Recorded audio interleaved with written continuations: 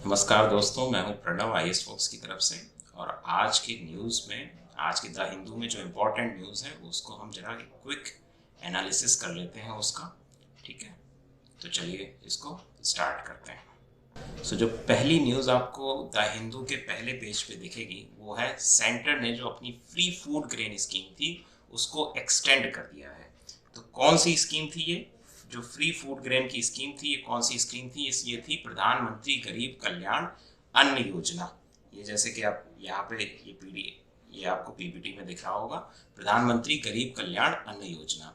तो ये कब लॉन्च की गई थी? सबसे पहली चीज तो ये है कि ये कब लॉन्च की गई थी। जो पैंडेमिक का हमने पहला लॉकडाउन का फेज देखा था मार्च अप्रैल 2020 के अराउंड, उस टाइम पे जो कोविड से गरीब माइग्रेंट पॉपुलेशन जो थी, जो सबसे ज्यादा पीड़ित थी, उसको एक रिलीफ देने के लिए आत्मनिर्भर योजना के तहत इस स्कीम को शुरू किया गया था। ठीक है, उसके बाद क्या हुआ कि ये कई सारे फेसेस में इसको 3-3 महीने और 6-6 महीने के राउंड में इसको एक्सटेंड किया गया। तो ये पहले भी 3 से 4 बार एक्सटेंड की गई, 3 बार एक्सटेंड की गई, यानी कि टोटल 4 फेजेस हो चुके। अब ये नवंबर में ये स्कीम खत्म होने जा रही थी, जिसको फिर से एक्सटेंड किया गया है गवर्नमेंट के द्वारा। क्या कहते हुए? गवर्नमेंट ने पहले तो कहा था, जब नवंबर में एंड होने जा रही थी ये स्कीम, तो गवर्नमेंट ने बोला था कि देखिए अब इकोनॉमी बैक ऑन ट्रैक है, सारी चीजें ठीक हैं, तो अब हमें ये फ्री फूड ग्रेन देने की कोई जरूरत नहीं है। लेकिन अब गवर्नमेंट का कहना है, ऐसा मानना है कि इकोनॉमी जरूर ट्रैक पे है, लेकिन जो गरीब लोग हैं, वो सबसे ज्यादा जो पीड़ित थे इस कोविड पैंडेमिक से, उनको अभी भी कुछ सुविधाएं और उनको कुछ मदद की जरूरत है, इसलिए ये फूड ग्रेन्स हम उनको प्रोवाइड कर रहे हैं। ठीक है, तो एक्सटेंशन का ये रीजन गवर्नमेंट के द्वारा दिया गया है। बट हो सकता है कि इसके पीछे कुछ पॉलिटिकल एंगल भी हो, जैसे कि अभी रिसेंटली 2022 में मार्च से पहले पहले कुछ इलेक्शंस आने वाले हैं कुछ स्टेट में।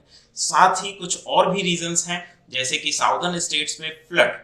तो इसकी वजह से भी गवर्नमेंट एक रिलीफ पैकेज के तौर पे उनको इस स्कीम को कंटिन्यू रखना चाहती है। ठीक है, तो इस न्यूज में आपके लिए क्या इंपॉर्टेंट है? एज ए यूपीएससी एस्पिरेंट आपके लिए इस स्कीम का जो क्रक्स है वो आपको पता होना चाहिए कि ये आत्मनिर्भर पैकेज के पार्ट थी।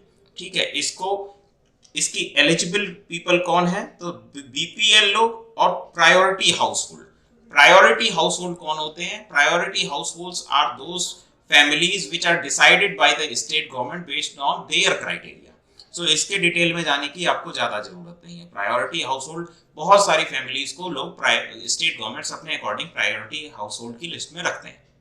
और साथ में ये होता है बीपीएल, जो कि एक राशन कार्ड आपने देखा हो, बिलो पॉवर्टी लाइन एक डिसाइडेड होता है उसके तहत। तो इन लोगों को इस स्कीम में मदद दी जानी है। अब इस स्कीम के तहत क्या फायदा है, लोगों को क्या फ्री दिया जाता है? तो इस स्कीम में 5 किलो वीट राइस, वीट मिलेगा या राइस मिलेगा पर पर्सन पर मंथ। यानी कि आपके राशन कार्ड में या आपकी फैमिली में जितने भी पर्सन मेंशन हैं, उसके अकॉर्डिंग हर आदमी को 5 किलो चावल या गेहूं मिलेगा हर महीने। ठीक है, साथ में 1 किलो चना, ये 1 किलो चना जो है वो आपको पर फैमिली दिया जाएगा। ठीक है, दिस इज पर फैमिली, नॉट पर पर्सन, ये याद रहे। पहले इसमें पल्सेस का भी ऑप्शन था। ठीक है, वीट और राइस कहां कहां मिलना है? ये नॉर्दर्न स्टेट्स में मैक्सिमम वीट का प्रोविजन है, और साउदर्न और ईस्टर्न स्टेट्स में आपका ऐसा कोई एक्सक्लूसिव वो नहीं है कि आपको वीट और राइस ही दिया जाएगा। It also depends on the availability of the grain also. ठीक है, तो ये चीज आपको क्लियर है। और ये जो आपको ये जो रिलीफ दी जा रही है प्रधानमंत्री गरीब कल्याण अन्न योजना के तहत, ये जो आपको एनएफएसए के तहत, नेशनल फूड सिक्योरिटी एक्ट के तहत जो लोगों को, गरीबों को राशन दिया जाता है, उसके ऊपर है।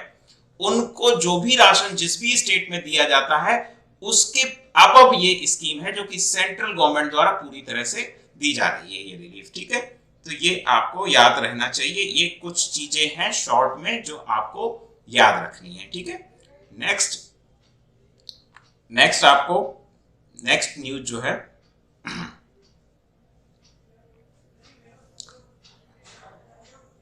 ठीक है, नेक्स्ट जो न्यूज थी वो सुप्रीम कोर्ट ने गवर्नमेंट से पूछा कि क्या आप इच्छुक हैं, are you willing to favour a life time ban on contesting polls for people convicted of crimes.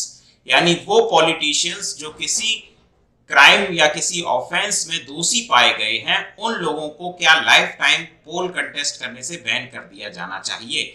इस इशू को हम यूपीएससी के मेंस में बहुत इंपॉर्टेंस रखता है ये इशू, लेकिन अभी हम इसको ओवरऑल एक ओवरव्यू के तौर पे देखेंगे, प्रीलिम्स के पर्सपेक्टिव के तौर पे। मेंस में इस इशू का बहुत इंपॉर्टेंस है जिसको हम कहते हैं क्रिमिनलाइजेशन ऑफ पॉलिटिक्स, ठीक है। तो इसके तहत अगर डेटा हम देखें तो एडीआर की रिपोर्ट के हिसाब से इस करंट लोकसभा में 233 MPs are convicted or facing charges for some criminal offenses. Okay, तो ये एक बहुत बड़ा इशू है। अगर हम ईयर ऑन ईयर देखें तो 2004, 2009 और 2014 में कंटिन्यूसली ये नंबर इंक्रीज हुआ है, एंड सिमिलरली 2019 में भी ये नंबर इंक्रीज हुआ। तो ये जो क्रिमिनलाइजेशन ऑफ पॉलिटिक्स है, ये एक बहुत इंपॉर्टेंट और मेजर इशू बनता जा रहा है इंडियन पॉलिटिक्स में, इंडियन पॉलिटिकल एरिना में। अब गवर्नमेंट का इस मामले में क्या ख्याल है?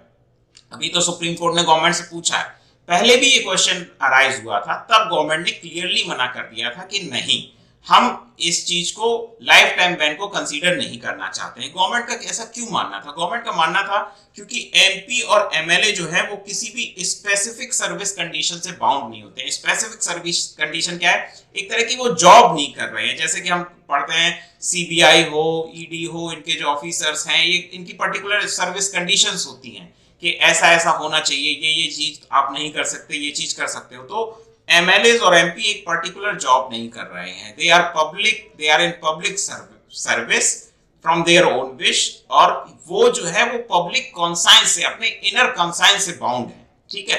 They have taken the oath to serve the citizens, ठीक है। सो हम उनको किसी सर्विस कंडीशन से बाउंड भी नहीं कर सकते। एक 5 साल का उनका टेन्योर होता है जिसमें वो पहले भी उनका टेन्योर खत्म भी हो सकता है। तो ये सारी चीजें होती हैं। और दूसरी चीज एक ये भी है कि जो ओनस है अबाउट रिगार्डिंग चूजिंग, क्योंकि एमपी और एमएलएज इनको पब्लिक इलेक्ट करके भेजती है, तो it is also about the conscience of public also that they should have the responsibility to elect the good person so that they can reach to the highest temple of the democracy. तो ये एक issue और है कि public को भी थोड़ा responsibly elect करना चाहिए लोगों को, ठीक है। तो इसलिए गवर्नमेंट ने कहा कि हम नहीं चाहते हैं कि लाइफ टाइम बैन हो, जो अभी कंडीशंस हैं उसके अकॉर्डिंग ही गवर्नमेंट ने और इंप्रूवमेंट करने की प्रयास किए, ठीक है। साथ में गवर्नमेंट ने खुद सुप्रीम कोर्ट के ही एक केस का हवाला दिया था 2020 में, और ये कहा था कि सुप्रीम कोर्ट ने खुद मना किया था लॉ बनाने से। It was public interest foundation case, जिसमें कॉन्स्टिट्यूशनल केस था, ये कॉन्स्टिट्यूशनल बेंच का डिसीजन था, जिसमें कॉन्स्टिट्यूशनल बेंच ने खुद कहा था कि नहीं, ये एक जरूर सच्चाई है कि जो क्रिमिनलाइजेशन ऑफ पॉलिटिक्स है ये एक बहुत बड़ा इशू है, लेकिन हम इस मामले में अपनी तरफ से, क्योंकि डेमोक्रेसी के मंदिर के हिसाब से, लेकिन हम कोर्ट इसमें कोई लॉ नहीं बना सकता। ये खुद लेजिस्लेचर की रिस्पॉन्सिबिलिटी है कि वो इस चीज को कैसे कंट्रोल करना चाहते हैं। तो गवर्नमेंट ने इसी स्टैंड को 2020 में दोहराया था कि देखिए, हम इस चीज में कोई लॉ नहीं बनाना चाहते हैं, ना लेके आना चाहते हैं। The MPs and MLAs are bound with their good conscience, interest of the nation, and they have taken the oath to serve the citizens, ठीक है। तो ये चीज थी। इलेक्शन कमीशन का इस मामले में क्या कहना है, ये हम ओवरव्यू आपको दे रहे हैं। इलेक्शन कमीशन इस मामले में 2017 में उन्होंने एक स्टैंड आइटरेट किया था।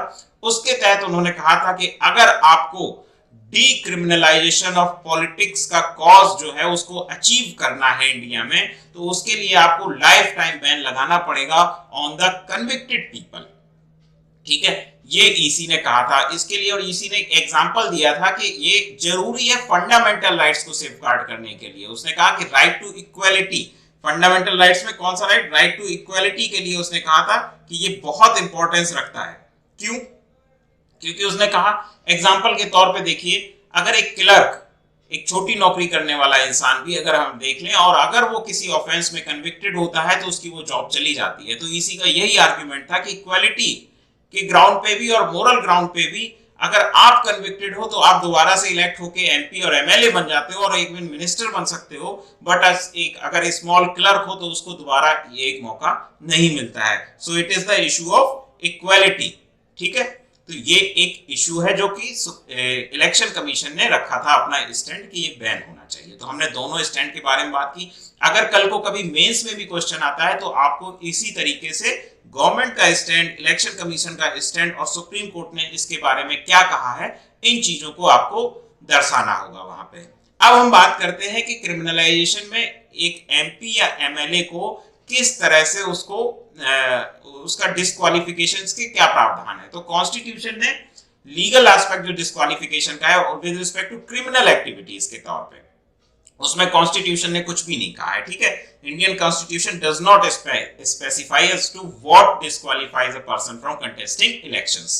लेकिन आरपीए ने इस बारे में बात की है, representation of the people's act, इसके सेक्शन 8 में कहा गया है कि जो ये भी एक अमेंडमेंट के बाद इंक्लूड हुआ था जब सुप्रीम कोर्ट ने ऑर्डर दिया था, ठीक है। तो इसके अकॉर्डिंग क्या है कि अगर किसी को, if a person is punished with a jail term of more than 2 years, then yes, he cannot stand in an election for 6 years. जब उसका जेल टर्म 2 साल का खत्म हो जाएगा, उसके 6 साल तक वो इलेक्शन कंटेस्ट नहीं कर सकता है। After then he can contest. इसलिए यहाँ पे लाइफ टाइम बैन नहीं है, यहाँ पे ओनली 6 इयर्स का बैन किया गया है, ठीक है, विद रिस्पेक्ट टू आपका इसमें आरपीए के तहत, ठीक है। तो ये एक इंपॉर्टेंट न्यूज है जिसमें आपको पता होना चाहिए कि हमारी कंडीशन जो पॉलिटिक्स में क्रिमिनलाइजेशन का इशू है उसके बारे में आपको एक ओवरव्यू पता होना चाहिए, और ये क्यों, और इसमें गवर्नमेंट और इलेक्शन कमीशन के क्या स्टैंड रहे हैं, ठीक है। तो ये एक न्यूज है हिंदू के फ्रंट पेज पे ही थी जो आपको पढ़नी चाहिए, ठीक है। नेक्स्ट, फाइनली जो काफी टाइम से पेंडिंग एक न्यूज थी, जो इशू था, जो एक न्यूज थी जिसका बहुत लोग वेट कर रहे थे, वो आया है नेशनल फैमिली हेल्थ सर्वे। ये पहले ये जो नेशनल फैमिली हेल्थ सर्वे 5 आया है, इससे पहले NFHS 4 आया था जो कि 14-15 में आया था, ठीक है। ये हमारे देश के कई सारे क्रूशियल सोशल इंडिकेटर्स को बताता है। ये एक डेटा ड्रिवन एस्पेक्ट है, अप्रोच है, जो कि हमारे बहुत सारे क्रूशियल एस्पेक्ट, तो इसका डेटा बहुत इंपॉर्टेंस है, आपके मेंस पर्सपेक्टिव से बहुत इंपॉर्टेंस रखता है। इस डेटा को आपको कोट करना होगा, कई सारी जगह इस डेटा को आप कोट कर सकते हैं। तो अभी जो हिंदू के न्यूज़पेपर में ये जो रिपोर्ट थी उसके अकॉर्डिंग काफी सारा इंपॉर्टेंट न्यूज में डेटा है, उसको आप 110% उसको नोट करके रखिए, ठीक है। तो इसमें कुछ इंपॉर्टेंट चीज जो आई है वो इंडिया के फैमिली प्लानिंग प्रोग्राम के पर्सपेक्टिव से बहुत इंपॉर्टेंट है। फैमिली प्लानिंग का क्या टारगेट था? कि फैमिली प्लानिंग मतलब पॉपुलेशन को कंट्रोल करना है, एक स्थिर लेवल पर लेके आना। पॉपुलेशन जो एक्सप्लोजन हुआ था इंडिया में, और इंडिया में एक बहुत भारी डिबेट चलती है कि पॉपुलेशन बहुत ज्यादा बढ़ रही, पॉपुलेशन कंट्रोल लॉ आना चाहिए, उसको ये जो रिपोर्ट है, ये जो सर्वे है वो कहता है, उसके अकॉर्डिंग अगर हम इस सर्वे को एनालाइज करें तो पॉपुलेशन कंट्रोल लॉ की अब कोई जरूरत नहीं है इंडिया में। क्यों? क्योंकि सबसे पहला पॉइंट आप देखिए सर्वे के अकॉर्डिंग क्या है कि जो टोटल फर्टिलिटी रेट इंडिया का है इस टाइम वो 2.0 पहुंच चुका है। टोटल फर्टिलिटी रेट क्या होता है कि जो पॉपुलेशन, जो रिप्लेसमेंट रेट होता है, उसका मतलब है कि ईच जनरेशन जो रिप्लेस करेगी इटसेल्फ, वो एक रेट होता है, वो होता है 2.1। हर जनरेशन की कैपेबिलिटी टू रिप्लेस इटसेल्फ, यानी कि एक स्टेबल पॉपुलेशन का बना रहना। आज अगर 1 करोड़ पॉपुलेशन है तो नेक्स्ट जनरेशन में भी 1 करोड़ पॉपुलेशन रहे, इसके लिए total fertility rate of 2.1 is essential according to UN population division, ठीक है। तो 2.1 पॉपुलेशन टीएफआर होना चाहिए। इंडिया का टीएफआर इस सर्वे के अकॉर्डिंग 2 पे पहुंच चुका है, यानी कि अप्रोक्सीमेट रिप्लेसमेंट जो लेवल है, रेशियो है टीएफआर का, उसको भी क्रॉस कर दिया है उसने और उससे भी नीचे पहुंच गया है, ठीक है। तो ये इंडिकेट करता है कि अब इंडिया की एक पॉपुलेशन जो है वो एक बैलेंस्ड उस पे आ जाएगी, बैलेंस्ड रेशियो पे आ जाएगी, और इंडिया को ऐसे जो हम बहुत हाइफिनेटेड पॉलिटिकल इश्यूज में क्रिएट कर देते हैं इस चीज को कि पॉपुलेशन कंट्रोल लॉ लाना है, ये है वो है, इन सारी चीजों की अब कोई जरूरत नहीं रह जाती है, ठीक है। तो ये जो मैंने आपको बताया कि टीएफआर क्या होता है, TFR of about 2.1 children per woman is called the replacement level fertility. If replacement level fertility is sustained over a sufficiently long period, each generation will exactly replace itself. तो नेशनल फैमिली हेल्थ सर्वे 5 के according India का TFR जो urban है वो 1.6 है और जो rural है वो 2.1 है। ये बहुत इंपॉर्टेंट है आपको कोट करने के लिए मेंस एग्जामिनेशन में, यूपीएससी मेंस एग्जामिनेशन में कुछ ना कुछ क्वेश्चन आपको मिलेगा, सोशल इंडिकेटर से रिलेटेड है। उसके साथ साथ फैमिली प्लानिंग का अगर कोई भी क्वेश्चन आता है तो ये रिपोर्ट, ये न्यूज बहुत इंपॉर्टेंट है, ठीक है।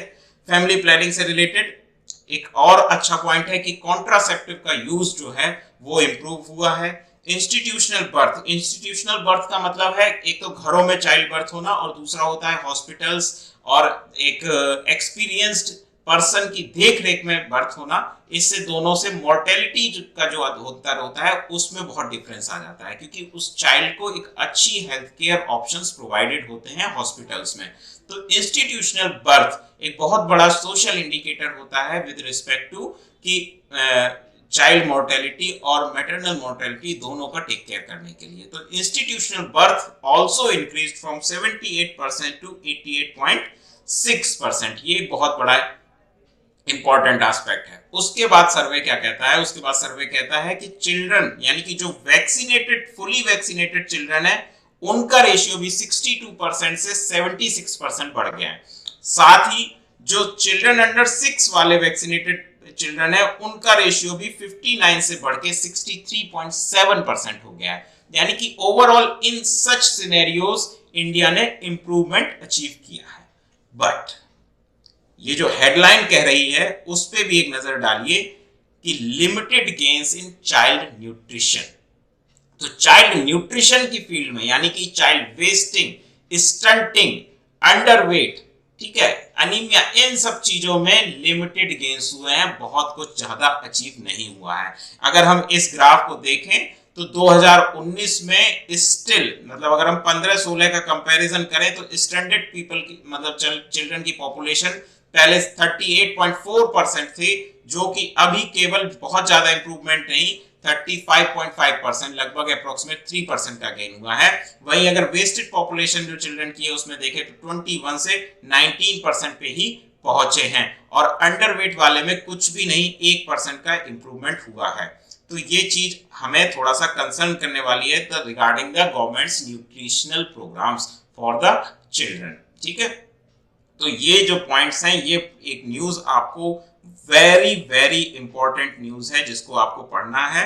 और ये जो फैक्ट, ये जो पीडीएफ है ये आपको टेलीग्राम चैनल पे हमारे पे मिल जाएगी, जिसके तहत आप ये सारे पॉइंटर्स को देख सकते हैं, ठीक है। तो ये न्यूज आपको पढ़ना बहुत इंपॉर्टेंट है और इसको किसी भी पर्सपेक्टिव में ये सारे पॉइंटर्स आपको बाय हैंड याद होने चाहिए। This data must be written if the question comes in mains examination, ठीक है। नेक्स्ट न्यूज क्या है?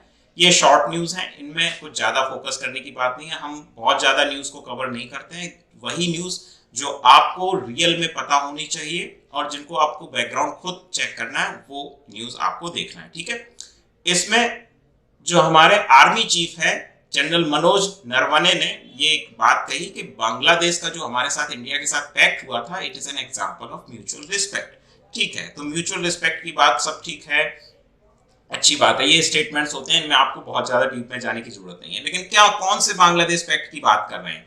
He is talking about the India Bangladesh land boundary agreement of 2015, जिसमें क्या हुआ था सबसे पहली बात इंडिया बांग्लादेश जो है वो इंडिया के साथ लार्जेस्ट बाउंड्री शेयर करता है, लार्जेस्ट लैंड बाउंड्री, ठीक है। तो लार्जेस्ट लैंड बाउंड्री के हिसाब से कई सारे एनक्लेव्स और एक्सक्लेव्स थे, बहुत सारे डिस्प्यूट्स थे लैंड बाउंड्री में इंडिया और बांग्लादेश के बीच, वो सेटल किए गए, ठीक है। तो 111 एनक्लेव्स इंडिया से बांग्लादेश को एक्सचेंज किए गए और 51 जो थे वो बांग्लादेश से इंडिया को ट्रांसफर किए गए, ठीक है। इसके लिए क्या किया गया? 100th कॉन्स्टिट्यूशनल अमेंडमेंट एक्ट लेके आया गया इंडियन पार्लियामेंट में। तो ये आपको पढ़ने वाली चीजें, ये सारा आपके स्टैटिक बन गया है, अब इसमें कुछ भी आपका डायनेमिक नहीं है, ये करंट अफेयर्स, इसमें कुछ भी नहीं, आपकी सारी पॉलिटी की बुक्स में मेंशन्ड है। इसके लिए मैं आपको बताना चाहूंगा आपको क्या पढ़ने की जरूरत है। आपको एक बार निगाह डालने की जरूरत है आर्टिकल 3, 4, 5 पे ऑफ इंडियन कॉन्स्टिट्यूशन कि आखिर क्यों टेरिटरी से रिलेटेड जो आर्टिकल है इंडियन कॉन्स्टिट्यूशन के, उनमें आखिर क्यों कॉन्स्टिट्यूशनल अमेंडमेंट लाने की क्यों जरूरत पड़ी। ये चीज आपको कहां पता चलेगी, गो टू द बैकग्राउंड, ठीक है। बेसिक्स जो है आपके आर्टिकल 3, 4, 5 में है और ये आपको एज ए होमवर्क के तौर पे उसको पढ़ना चाहिए, ठीक है। टेरिटरी से रिलेटेड जो भी आर्टिकल्स है, ठीक है। उसके बाद क्या है, उसके बाद ममता बनर्जी जो कि चीफ मिनिस्टर है बंगाल की, वो दिल्ली के दौरे पे है। तो उन्होंने पीएम से मीटिंग के दौरान उन्होंने बात कही कि डोंट डिस्टर्ब द फेडरलिज्म, ठीक है।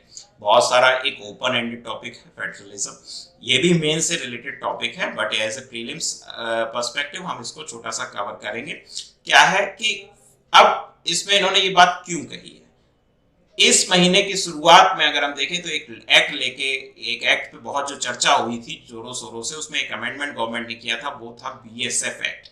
उसमें अमेंडमेंट क्या किया गया कि पहले बीएसएफ को अलग अलग स्टेट्स में अलग अलग, इसमें होमोजेनियस नहीं थी रेंज।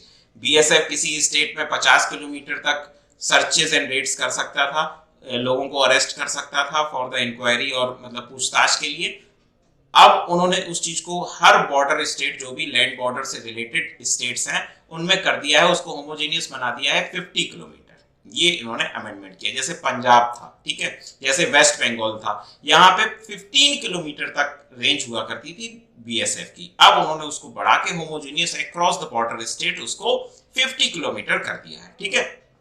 तो इश्यू क्या है कि स्टेट्स जो है वो ये कह रहे हैं कि ये फेडरलिज्म में हमारी जो पावर है, स्टेट की पावर, उसको इंपेंज करता है। इस एक्ट के तहत एक बात क्लियर होनी चाहिए आप लोगों को कि बीएसएफ को 24 आवर्स के अंदर अंदर स्टेट अथॉरिटीज को, जो भी अरेस्टेड पर्सन है, प्रीलिमिनरी क्वेश्चनिंग आप कर सकते हो और उसके बाद आप 24 आवर्स के अंदर आपको ये लोकल पुलिस को आपको सौंपना पड़ेगा।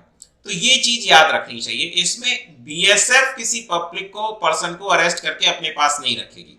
तो इन द सेंस अगर हम कहें कि फेडरलिज्म के बारे में बहुत ज्यादा ये एक नेशनल सिक्योरिटी का इशू बनता जा रहा था बहुत सारे स्टेट्स में, जैसे पंजाब हुआ, कुछ लोग 15 किलोमीटर वाला दायरा क्रॉस कर देते थे और उसके बाद वो free hand regarding related to drugs, smuggling, trafficking, and the same case was with respect to other states such as West Bengal also. So ये एक सिक्योरिटी का भी इशू था जिसको एक टैकल किया गया है। तो इसमें फेडरलिज्म, ये पॉलिटिकल इश्यूज हैं, पॉलिटिकल इश्यूज चलते रहते हैं। आपको पता होना चाहिए बीएसएफ एक्ट में क्या अमेंडमेंट हुआ है इसके बारे में। तो आप अगर डीएनए इन मंथ के इनिशियल डेज का देखेंगे तो उसमें आपको सारी डिटेल्स के बारे में पता चल जाएगा, ठीक है। उसके बाद नेक्स्ट जो न्यूज है वो है चाइना ने, मतलब ये शॉर्ट न्यूज है, चाइना ने अफगानिस्तान के लिथियम जो रिजर्व है उस पे चाइना की नजर है। ये आज से नहीं, हम देख रहे हैं बहुत टाइम से ऐसी न्यूज आती रहती है। तो आपको एज ए यूपीएससी एस्पिरेंट कुछ छोटे मोटे एस्पेक्ट पता होना चाहिए कि लिथियम अब एक स्ट्रेटेजिक चीज है। It is a strategic resource. Why? Because looking at the future, new gold, मतलब एक तरह से पहले ऑयल की बात होती थी, अब इलेक्ट्रिक व्हीकल्स की हम बात कर रहे हैं बिकॉज क्लाइमेट चेंज, इन सारी चीजों की वजह से। तो इन सब चीजों को पावर कौन करेगा? Lithium batteries. लिथियम बैटरीज की आजकल चाहे इलेक्ट्रॉनिक डिवाइसेस हो, इलेक्ट्रिक व्हीकल्स हो, बहुत सारी चीजों में इसकी जरूरत है, ठीक है। तो जो ग्लोबल एजेंडा है ना, ग्रीन ग्लोबल एजेंडा, उसमें लिथियम का बहुत बड़ा रोल है। चाइना इस time, China controls 80% of world lithium refining and 77% of world's cell capacity. 77% of it is kind of manufacturing of lithium cells it controls. Next thing also, Australia is the world's largest lithium producing country, but the maximum of this lithium goes to China. Okay, so in this way you need to very like India also needs to be very this news should be an eye opener because Afghanistan has a lot of lithium reserves. According to US survey of 2010, Afghanistan could have among the world's largest deposit of lithium.